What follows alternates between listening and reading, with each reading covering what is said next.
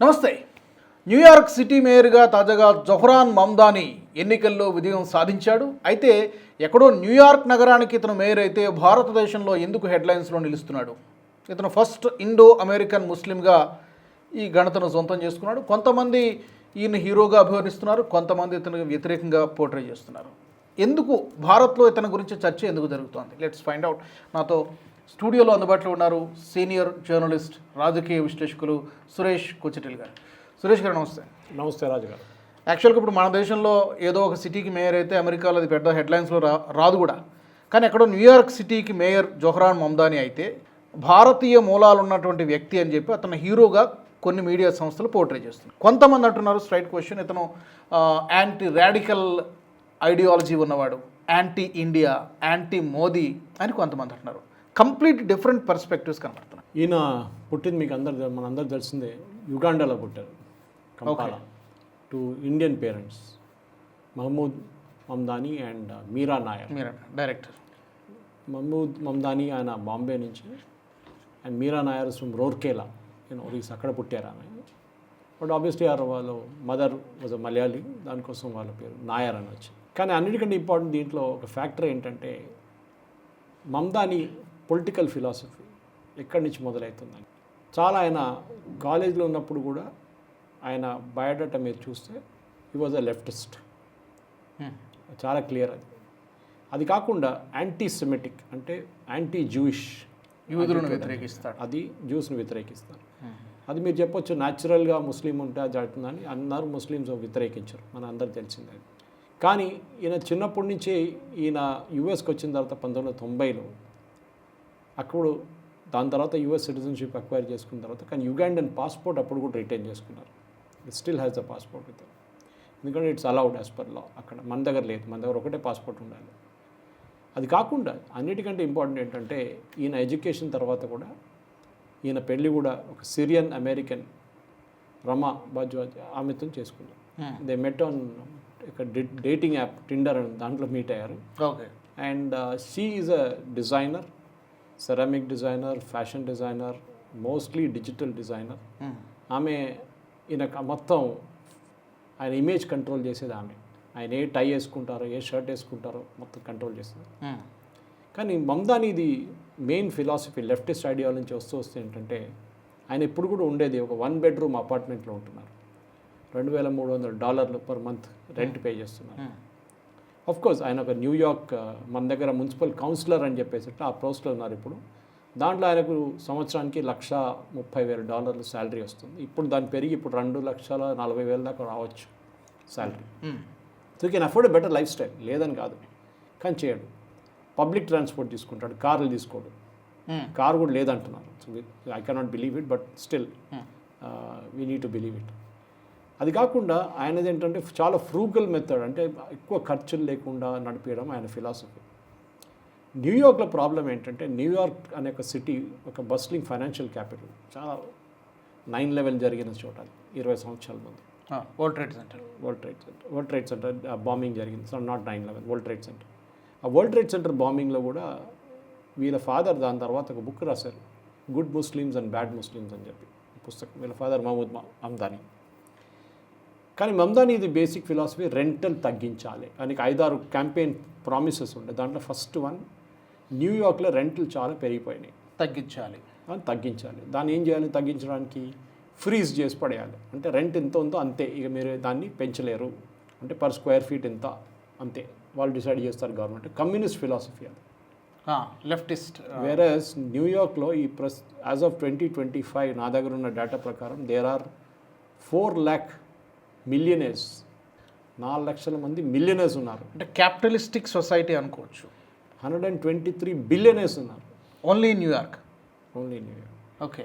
ఇప్పుడు ఈయనేమంటున్నారు, first was housing గురించి మీకు చెప్పాను. Second, free bus rides. అది పెద్ద రాకెట్ సైన్స్ కాదు. మన దగ్గర కూడా రేవంత్ రెడ్డి గారు, సిద్ధరామయ్య గారు ఢిల్లీలో అంతా రైడ్స్ ఇస్తున్నారు. కర్ణాటక కానీ ఢిల్లీలో అరవింద్ కేజ్రీవాల్ స్టార్ట్ చేశారు. అట్లా ఈజీ. కానీ the tough one is housing. మూడోది ఏంటంటే ఆయన ఏమంటామే, ట్యాక్స్ పెంచుతాము, ఎందుకంటే దీనికి అన్ని డబ్బులు కావాలి కదా. ట్యాక్స్ పెంచుతాము. ఎంతకు పెంచుతారు ట్యాక్స్? అది మిలియనర్స్ పైన. ఫస్ట్ ఆయన అన్నాడు $100,000 అన్నాడు, దాని తర్వాత $200,000 అని. ఇప్పుడు ఏమంటున్నారంటే 1 million శాలరీ ఉన్న వాళ్ళని నేను పెంచుతాను, వాళ్ళ మీద ట్యాక్స్. యూఎస్లో ఎట్లా అంటే మనలాగా కాదు, ఒక సెంట్రల్ ట్యాక్స్ లేదు, మొత్తం యూఎస్కి ఒక ట్యాక్స్ స్టేట్కి ఒకలాగా స్టేట్కి మారిపోతుంది. లూయిజియానాలో 0, I think Florida is far less. వీళ్ళు అక్కడికి పారిపోతారు డెఫినెట్గా. కానీ ఈ ఫైనాన్షియల్ యాక్షన్ అంతా న్యూయార్క్లో ఉంది, మ్యాన్హాటన్ కానీ మిగతా ఏరియాలో. ఇది వీళ్ళ ఒక బేసిక్ ఫిలాసఫీ అని చెప్పొచ్చు మమ్దానిది. ఏంటంటే ఈ 4, ఎందుకంటే వీళ్ళ టోటల్ బడ్జెట్ రాజుగారు, వీళ్ళ కంప్లీట్ బడ్జెట్ చూస్తే $122 million న్యూయార్క్ బడ్జెట్, అంటే ఆల్మోస్ట్ ఒక 20,000 కోట్లు అనుకోండి. మన తెలంగాణ జిహెచ్ఎంసీ బడ్జెట్ ఏమో it is around 8,000 crores. Of course compare చేయలేము, ఎందుకంటే it's a different ball game all together. కానీ yes, there is a lesson to it అనమాట. ఇప్పుడు ఈయన చేస్తున్న దానికి కూడా మనం చూస్తే, ఈ ఎలక్షన్ గెలిచిన తర్వాత ఈయన చాలా స్టేట్మెంట్లు ఇచ్చాడు, దానికన్నా ముందు కొన్ని స్టేట్మెంట్ ఇచ్చారు. ఓకే, ఎలక్షన్ ముందు ఏమన్నారంటే ఈయన జ్యూస్ని అసలు వ్యతిరేకిస్తారు, మీకు తెలిసి ఇంతిఫాదా సపోర్ట్ చేస్తారు. వీ నో వాట్ ఈస్ ఇంతిఫాదా, అందరికి తెలిసింది. ఇంతిఫాదా అనగానే it is anti Jewish, pro Palestine. ఈ ప్రో ప్యాలెస్టైన్ ఇమేజ్ మెయింటైన్ చేయడానికి ఈయన చాలా మటుకు అక్కడున్న యంగ్స్టర్స్, కాలేజ్ నుంచి పాస్ అవుట్ అయ్యి ఇంకా ఉద్యోగంలో రాని వాళ్ళని ఒక క్యాప్టివ్ ఆడియన్స్గా పెట్టుకున్నారు. వాళ్ళే ఈయనకు ఓట్లు వేసేది ఎక్కువ. As a socialist when is looking at it, ఆయనకి ఏంటంటే ఈ పిల్లలు చదువుకొని బయటకు వచ్చిన పిల్లలకి అకామిడేషన్ లేదు, వాళ్ళకి అకామిడేషన్ ఇవ్వాల్సింది. That is one part of it. Next part ఏంటి, అక్కడున్న వాళ్ళని కాపాడుకోవాలి, వాళ్ళ ఖర్చులు తగ్గించాలి. మీరు ఖర్చులు ఎట్లా తగ్గిస్తారండి? ఈయనేమంటున్నాను, నేను కిరాణా షాప్ ఓపెన్ చేస్తాను మన దగ్గర కిరాణాలో, అక్కడ గ్రాసరీ షాప్స్ అని చెప్పొచ్చు, government run grocery shops. Okay, ముందు మన దగ్గర ఉండుండే, ఇందిరాగాంధీ టైంలో అంతా సూపర్ మార్కెట్స్ ఉంటుండే, గవర్నమెంట్ నడిపిస్తున్న సూపర్ మార్కెట్స్, అక్కడ రేట్లు తక్కువ ఉంటుంది. కానీ దాని తర్వాత లోకమంతా మారింది. మన దగ్గర ఇక్కడ హైదరాబాద్లో రత్నదీప్ కానీ, రిలయన్స్ వాళ్ళ తర్వాత రిటైల్ వాళ్ళ షాప్స్ చాలా మటుకు, విజేత అది ఇది అన్నీ ఓపెన్ అయినాయి. ఏ సిటీకి వెళ్తున్నా కానీ మీకు సూపర్ మార్కెట్స్ ఉంటుంది. ఆయన ఏమంటాడు, ఈ సూపర్ మార్కెట్లు అంతా మేమే నడిపిస్తాం, గవర్నమెంట్ రన్ చేస్తారు. తో మిగతాలు ఏమవుతుంది, మిగతాలు ఎందుకు ఎక్కడ వెళ్తారు చెప్పలేదు. దీనికి సబ్సిడీ మీరు ఎట్లా ఇస్తారు, అది మేము చూసుకుంటాం. ఆయనకి ఐడియా ఏం లేదు, ఒట్టి he's talking through his hat. ఈ సబ్సిడీ మీరు ఇచ్చినా అనుకోండి, ఫర్ ఎగ్జాంపుల్, డబ్బులు ఎక్కడి నుంచి వస్తుంది? న్యూయార్క్ బడ్జెట్లో వన్ మెయిన్ థింగ్ ఈజ్, ఈయన 75% బడ్జెట్ వీళ్ళది ట్యాక్సెస్ నుంచి వస్తుంది, ట్యాక్సెస్ అండ్ లెవీస్ నుంచి వస్తుంది. 20% ఫెడరల్ నుంచి వస్తుంది, అంటే ట్రంప్ సెంటర్ నుంచి. ఆల్రెడీ ట్రంప్ నిన్న ఒక వార్నింగ్ ఇచ్చాడు, దట్ మాతో మంచిగా ఉంటే నీకు డబ్బులు వస్తుంది, లేకుంటే నీకు డబ్బులు 10 పైసలు ఇవ్వను నేను పోతాను. ఓన్లీ అంటే పార్టీ వేరున, డెమోక్రటిక్ రిపబ్లికన్ పార్టీ వేరున మాత్రమే ట్రంప్ అంతలాగా వ్యతిరేకించాడా? ఇంకా దానికి మించి బియాండ్ దట్ ఇంకేమైనా ఉంది sir? New York lost its sovereignty a bit అని ఈసారి more than 2 million people voted. Okay 1969 తర్వాత రికార్డ్ ఓటింగ్ ఇది, highest. And we all know that New York ఒక డెమోక్రటిక్ స్టేట్, అంటే డెమోక్రటిక్ పార్టీ, అక్కడ వాళ్ళే గెలుస్తారు ఇప్పుడు. తో డబుల్ ఆఫ్ లాస్ట్ 4 years ముందు 1.1 million ఓట్ చేశారు, దానికి ఆల్మోస్ట్ డబుల్ ఈసారి. ఎవరు వీళ్ళు? This is what I said, these are new settlers who came from other parts of US. వీళ్ళు కూడా గ్రోత్ స్టోరీకి వచ్చారు న్యూయార్క్కి. వీళ్ళ కోసం Mamdani is a great figure. Typical communist slogans, rent తగ్గిస్తాను, మీ గ్రాసరీ స్టోర్స్ పెడతాను, మీకు ఫ్రీ పబ్లిక్ సర్వీస్లో మీకు రైడ్ ఫ్రీ, బస్ అయినా కానీ ఏదైనా కానీ, ఇదంతా బాగానే ఉంటుంది. కానీ ఈ 4 లక్షల మంది మిలియనర్స్ అక్కడి నుంచి పారిపోతే ఆ డబ్బులు ఎక్కడి నుంచి వస్తుంది వీళ్ళకి? బిజినెస్ ఎవరు నడిపిస్తారు? అక్కడున్న ఫైనాన్షియల్ ఇన్స్టిట్యూషన్ సంగతి ఏమవుతుంది? వారు ఇంకో స్టేట్కి వెళ్ళిపోతే. మమ్దాని గెలిచింది 4లో 4 బరోస్ అంటారు వాళ్ళ దాంట్లో, మన దాంట్లో అసెంబ్లీ సెగ్మెంట్స్ అని పెట్టుకోవచ్చు. 4 గెలిచారు వాళ్ళు out of 5. And strongest was in Brooklyn, అది దట్ ఈస్ వెరీ ఇంపార్టెంట్. మమ్దానికి 50% ఓట్లు వచ్చినాయి, and Cuomo got 41.6. Cuomo is a democrat, ఈయనేమో డెమోక్రాట్ సోషలిస్ట్ అంటున్నారు. వాళ్ళ పార్టీలోనే స్ప్లిట్ అయిపోయింది. ఇప్పుడు ఏమైపోతుందంటే, Mamdani of course cannot contest for US president, కానీ అక్కడ పుట్టలేదు. అదొక రూల్ ఉంది అమెరికాలో, మీరు అక్కడ పుట్టితేనే you should have been a born citizen, only then you can contest for vice president and president, లేకుంటే లేదు. అదొకటి ఉంది. సో ఈ దాని ప్రకారం ఇప్పుడు he will become a new figure democratic దాంట్లో. ఇప్పుడు మన కమలా హ్యారిస్ని పక్కన పెట్టచ్చు, మిగతా వాళ్ళందరిని పక్కన పెట్టేసి he will become the next figure in the democratic campaign. పోటీ చేయలేరు ప్రెసిడెంట్గా, కానీ he can become something else. Senator కావచ్చు రేపు. ఆల్రెడీ మేయర్ ఉన్నారు, which is the powerful post. మనలాగా మేయర్ ఒట్టిగా షో కోసం కాదు, మన దగ్గర హైదరాబాద్లో ఉన్నట్ల ఇండియాలో ఉన్నట్టు. They have budgets and they control it. Very powerful budget. చెప్పాం కదా, $122 billion ఉంది వాళ్ళకి బడ్జెట్. సో ఆయన ఏమంటున్నారంటే ఇప్పుడు ఈ డొనాల్డ్ ట్రంప్ని ఓడించాలి మనం. We have shown him how to defeat him అని స్పీచ్లో చెప్పారు. చాలా నెహ్రూని కోట్ చేశారు. కానీ అంత మాట్లాడడం అంతా బాగుంటుంది, కానీ కేజ్రీవాల్ నడిపించినట్టు ఢిల్లీ సంగతి అయిపోతుంది. ఈ ఫెడరల్ సపోర్ట్ రాకపోతే ఆయనకి డెఫినెట్గా ఆయన ఇంకా ట్యాక్సెస్ పెంచాల్సి వస్తుంది. ట్యాక్సెస్ పెంచేస్తే వీళ్ళందరూ గాయమైపోతారు అక్కడి నుంచి. That is very very clear అన్నమాట. ఓకే. సో మాగా రిపబ్లికన్స్ కూడా ఏంటి అంటున్నారంటే, కోర్స్ 9/11లో అదే ప్లేస్లో మమ్దానీని మీరు ఎట్లా మర్చిపోతారు, ఇది చాలా important. So America is a very violent country అంటున్నారు. అండ్ ఇది Mamdani was Born in Africa which is very violent country. అక్కడి నుంచి WTC వేకప్ న్యూయార్క్ అని చెప్పి ఒక ఫోటో స్లమ్స్లో అక్కడ కంపాలని స్లోగన్ ఉంది ఆయనది అనమాట. ఇప్పుడు వీళ్ళేమంటున్నారు రిపబ్లిక్స్ అంటే, ఆ మమ్దానీ వచ్చిన దాని ప్రకారం ఒకటి జ్యూస్ మీద ఉన్న హేట్ ఎక్కువైపోతుంది, దాని తర్వాత జరగబోయే మిగతా దాంట్లో కూడా డెఫినెట్గా there will be more impact అన్నమాట. ఆ ఇంపాక్ట్ ఎట్లా రాబోతుంది, దట్ ఈస్ వెరీ ఇంపార్టెంట్. ఈ ఇంపాక్ట్ అనేది ముస్లిమ్స్ని మీరు ఎట్లా ఎంకరేజ్ చేస్తారు, మీరు వాళ్ళ మీద వాళ్ళకి ఇప్పుడు ఫర్ ఎగ్జాంపుల్ గాజా మీద ఎప్పుడు మాట్లాడుతుంటారు, గాజాలో అది జరుగుతుంది, గాజాలో ఇది జరుగుతుంది. డెఫినెట్గా గాజా ఒక సెంట్రల్ ప్లాట్ఫామ్గా తీసుకొచ్చి యాంటీ జూయిష్ సెంటిమెంట్ తీసుకొస్తున్నారు. దాంతో ఇమ్మీడియట్గా ఇజ్రాయలీ పొలిటీషియన్స్ కానీ మిగతా అందరూ చాలా వరీడ్ అయిపోయారు ఇప్పుడు ఈయన బిహేవియర్ ఎట్లా ఉంటుంది అనేది. ఇది కాకుండా చాలా మట్టుకు మీరు చూస్తుంటే ఈవెన్ నేటివ్ అమెరికన్స్ కూడా ఈయన భయపడుతున్నారు. ఎందుకంటే ఈయన ఒక ఏషియన్ ఇండియన్ యాన్సెస్ట్రీ నుంచి వస్తున్నారు, origin. So that be a big thing. Because అమెరికాలో మీరు ఒక క్రిస్టియన్ అయితేనే మీరు సక్సీడ్ అవుతారు. వాళ్ళ ప్రెసిడెంట్స్ అందరు చూడండి, there is no one who has become from, even Kamala Harris is a Christian. దానికోసం చాలా తక్కువ మంది have retain their Indian identity and Hindu identity or Muslim identity. ఇప్పుడు ఇదే కావబోతుంది డెఫినెట్గా, that there will be a big threat. Trump అదే start చేశారు. ఇప్పుడు చూడండి ఏం జరగబోతుంది, వీడు వచ్చిండు, ఇప్పుడు వీడు ఏం చేస్తాడు మీకు అందరికి తెలిసిందే అని చెప్పి. సో టాక్సేషన్ పాలసీలో ఒక పెద్ద ఛాలెంజ్ రాబోతుంది దానికి. అది కాకుండా ఇవాళ పొద్దున్నే మనం మాట్లాడుతున్న రికార్డింగ్ చేస్తున్న రోజు పొద్దున్నే అక్కడ ఒక జూయిష్ స్కూల్ మీద ఎవరో గ్రాఫిటీ కొట్టారు వచ్చి, swastika graffiti. Okay. Which is a Nazi symbol. So అప్పుడే ఈయన రియాక్ట్ అయ్యారు ఇమీడియట్గా, saying that I will not allow any such nonsense here అని. చూడండి మారిపోయింది, గేమ్ మారిపోయింది. So immediate the game has changed. ఎందుకంటే ఒకసారి మీరు ఆ చైర్లో కూర్చున్నప్పుడు మీకు తెలిసిపోతుంది దాని పవర్ ఏముంది, అక్కడ ఏం చేయొచ్చు ఏం చేయలేరు అని చెప్పేసి. సో మమ్దాని మాట్లాడడం పబ్లిక్ స్పీచెస్ అంతా బాగానే ఉంటుంది, కానీ ద మూమెంట్ హాట్ సీట్లో కూర్చున్నప్పుడు అప్పుడు మీకు రియాలిటీస్ అర్థమవుతుంది. మీరు ఇల్లు కడతారంటున్నారు, న్యూయార్క్ లాంటి ప్లేస్లో ఇల్లు కట్టి ఎవరికి ఇస్తారు, ఫ్రీగా ఇచ్చేస్తారా, ఉండడానికి ఫ్రీగా ఉండొచ్చు అంటున్నారు. No, it is not possible. లేదు, అది అంత డబ్బులు ఉండవు. ఫస్ట్ ఆఫ్ ఆల్ స్పేస్ ఉండదు. Second, you will drive away business, అక్కడి నుంచి పారిపోతారు అక్కడి నుంచి అందరూ. అదే జరగబోతుంది ఇప్పుడు. మీరు ట్యాక్సెస్ పెంచితేనే మీకు డబ్బులు వస్తాయి, ట్యాక్స్ పెంచితే పారిపోతారు. సో ఇట్స్ catch-22 సిచ్యువేషన్ అంటాం మన ఇంగ్లీష్లో.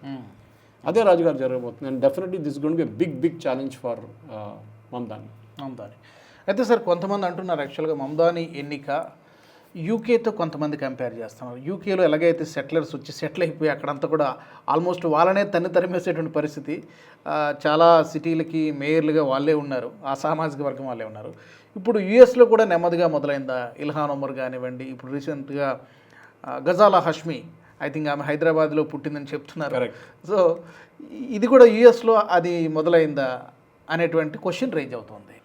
మనం అది ఒక ఐసోలేటెడ్ ఇన్స్టెన్స్ తీసుకొని మనం దాని ఒక చెప్పలేదు. లండన్లో జరిగిన difference, Sadiq Khan cases totally different. లండన్లో ఉన్న మీరు ఇప్పుడు లండన్కి వెళ్తే మీకే డౌట్ వస్తుంది, ఇండియాలో ఉన్నారా లండన్లో ఉన్నారా అని చెప్పేసి. చాలా మటుకు సౌత్ ఆల్ సైడ్ అంతా వెళ్తే, కానీ అక్కడ చాలా సంవత్సరాల నుంచి ఇమిగ్రేషన్ చాలా లీనియంట్గా ఉంది. వేరేజ్ అమెరికాకి వెళ్ళేది ఎడ్యుకేటెడ్గా ఉన్న ఇండియన్స్ చాలామంది వెళ్ళారు. ఇప్పుడు మీరు సత్యనాడాలా కానివ్వండి, మిగతా ఎవరైనా అక్కడ ఇండియన్స్ ఉన్న దాంట్లో మాట్లాడితే సుందర్ పిచాయ్ లాంటి వాళ్ళు, they all gone as an educated person.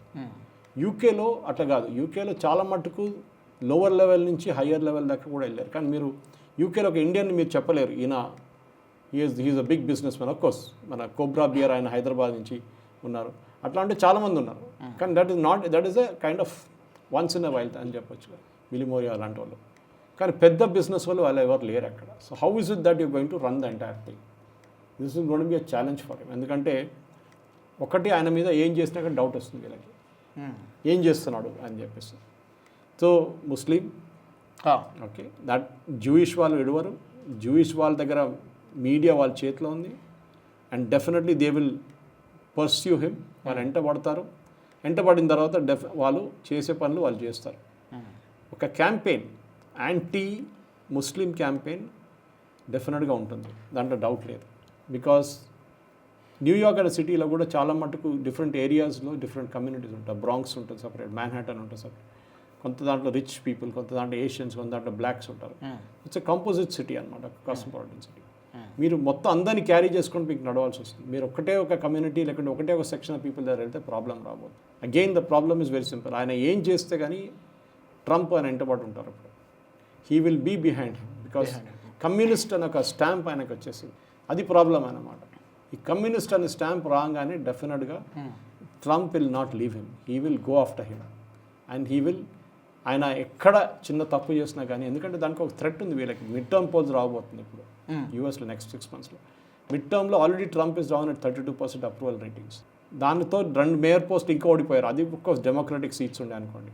కానీ that is not big news. Big news is ఇంకా మిడ్ టర్మ్ పోల్స్లో ఈయన ఓడిపోతే, రిపబ్లికన్స్ ఓడిపోతే, నెక్స్ట్ ట్రంప్కి నెక్స్ట్ 2 years ఆయన వీక్ ప్రెసిడెంట్ అయిపోతారు. ఇప్పుడు సుప్రీంకోర్టు హియరింగ్ నడుస్తుంది, దాంట్లో టారిఫ్స్ మీద అదే కిట్టన ఆయన వ్యతిరేకంగా వస్తే అక్కడ కూడా ఆయనకు పెద్ద దెబ్బ ఉంటుంది. ఓవరాల్ మీరు చూస్తే షట్ డౌన్ నడుస్తుంది.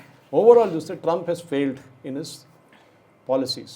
టారిఫ్ పనిచేయట్లేదు, మ్యానుఫ్యాక్చరింగ్ రాలేదు, ఫైనాన్షియల్ మార్కెట్ మొన్న కొలాప్స్ అయింది ఇంకోసారి. ఇదన్నీ చూస్తే ఆయన పర్సనల్ వెల్త్ పెరుగుతుంది, ఆయన క్రిప్టో పెట్టి అన్ని బిజినెస్ నడిపించుకుంటున్నారు. పాకిస్తాన్ లాంటి దేశాల్లో, ఖతార్ లాంటి దేశాల్లో, టర్కీ లాంటి దేశాలతో సంబంధాలు ఇంప్రూవ్ చేసుకుంటున్నారు. వేరే డెమోక్రటిక్ నేషన్స్ లైక్ ఇండియా ఆయన దూరం పెడుతున్నారు.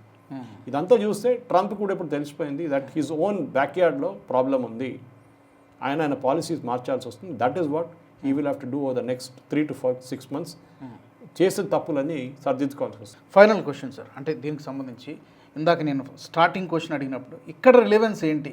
Why are we discussing? ఇతన్ని మ్యాగ్నిఫై చేసేందుకు చూస్తున్నాము.